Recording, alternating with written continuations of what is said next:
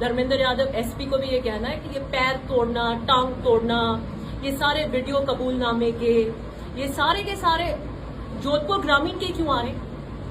थानेदार को फोन लगाया कि पुलिस कस्टडी के अंदर आप किसी प्रकार का वीडियो नहीं बना सकते, कि आप ये जानते हैं गिरफ्तार व्यक्तियों के अपने एक अधिकार होते हैं, राइट टू डिग्निटी होती है, और दूसरी बात आप उसको कंपेल नहीं कर सकते अपने खिलाफ स्वीकार या कबूलनामा करने के लिए।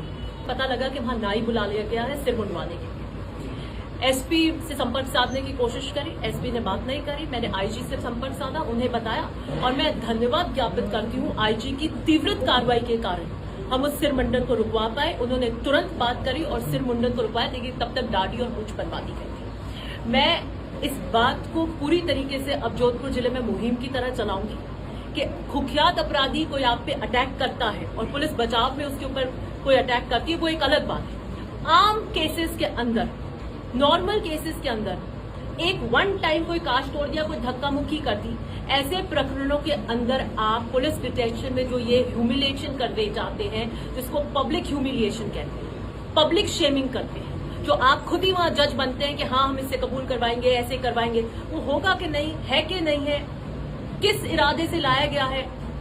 पुलिस की ईगो तो नहीं हो गई, घर पे आपसे दो बात कर ली, बहस कर ली, आप उठा के लेकर आए, चेप दिया आपने और आपने कबूलनामा करवा दिया। मैं सुबह सुबह अवैध खनन या मुड़ निकालने का जो मैटर था एक कहीं पर रूढ़ियों की नाड़ी में मुड़ निकाल रही थी। मुड़ का एक बहुत संवेदनशील मैटर रहता है गांव में। किसी गांव में मुड़ नहीं होती तो वो पड़ोस के गांव में मुड़ भी नहीं देता।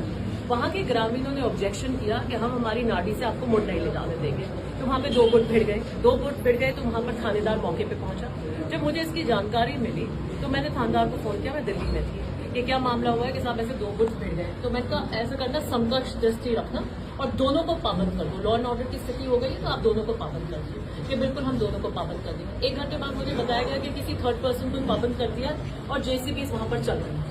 मैं थानेदार को फोन किया कि जेसीबी वहां पर चल रही है और आपने एक ही पक्ष को क्यों पाबंद किया है? कि नहीं, मैंने 2 कांस्टेबल्स वहां छोड़ दिए हैं और जेसीबी नहीं चलने देंगे। मैंने कहा जेसीबी सीज कर लीजिए आप। थोड़ी देर में पता लगा कि पूरे दिन जेसीबी चलती रही। पुलिस कांस्टेबल्स वहां क्या कर रहे थे इसका मुझे कोई आइडिया नहीं है और पूरे दिन खनन होता रहा। ये एसएचओ की नॉलेज में था। मैं बहुत कम केसेस के अंदर फोन करती हूँ और एसएचओ लेवल पे तो बहुत कम करती हूँ। कोई मैंने शायद मुझे लगता है पहला केस होगा जिसमें मैंने 4 महीने में फोन किया। उसके कुछ देर बाद ग्रामीणों में रोष आया। वो सरपंच से बात करने की कोशिश कर रहे थे। सरपंच कहीं पुलिस के साथ में जा रहा था, प्रशासन का जोर दिखा था। तो यंग बच्चे थे, उनको गुस्सा आ गया, उन्होंने डंडा लेके खड़ी हुई गाड़ी के कागज तोड़। हमने उन बच्चों को पेश करवा दिया कि निश्चित रूप से आपने गलत किया है, इसलिए ये तो इस तरीके के प्रकरण नहीं करने चाहिए। उस पक्ष की 4 एफआईआर दर्ज करते हैं एक मामले के अंदर। एक मामले में आप एक ही कर सकते हैं, रंगदारी, फिरौती, लूट जैसी धाराओं में लगाकर उनको बहुत कुख्यात अपराधी प्रेजेंट करके इस तरीके से किया और जो सामने वाला पक्ष था उसकी एक भी एफआईआर दर्ज नहीं की। उसके बाद में हमने बात करी।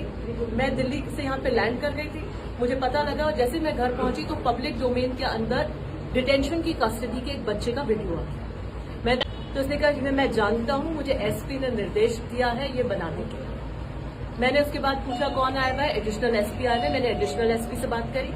एडिशनल एसपी से मैंने पूछा आपको क्या नॉलेज है कि पुलिस डिटेंशन के अंदर वीडियो बन गया है और वीडियो बनाया गया यातनाओं देने के बाद में। वीडियो का कैमरा किसने पकड़ा? जब पुलिस कस्टडी के अंदर है तो पुलिस के अलावा तो उसको कोई बना नहीं सकता।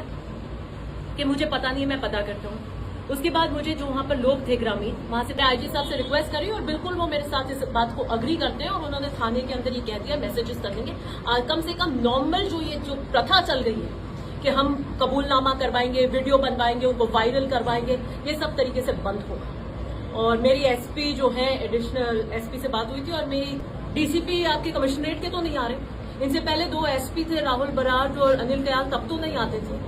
आपके इतने सारे जिले आप देख लेना, वहां तो नहीं आते थे। तो मुझे लगता है कि आपको हार्डकोर अपराधी और नॉर्मल रूटीन अपराध जो हो रहे हैं, जो भी जिसकी कार्य, उसमें आपको अपनी इस तरह की शैली को बदलना पड़ेगा। आईजी से क्या बात हुई है? ऐसे किससे आरटीआई लगा रही हूँ मैं। सबसे ज्यादा इन्हीं की कार्य। आईजी से क्या आश्वासन मिला है? उन्होंने इंक्वायरी कराएंगे इस पूरे मैटर की और उन्होंने बिल्कुल आश्वस्त कर दिया और कैटेगोरिकली ये कह दिया कि इस तरीके के आम अपराधों के इस तरीके के पुलिस डिटेंशन के अंदर ये वीडियोस नहीं। Thank you.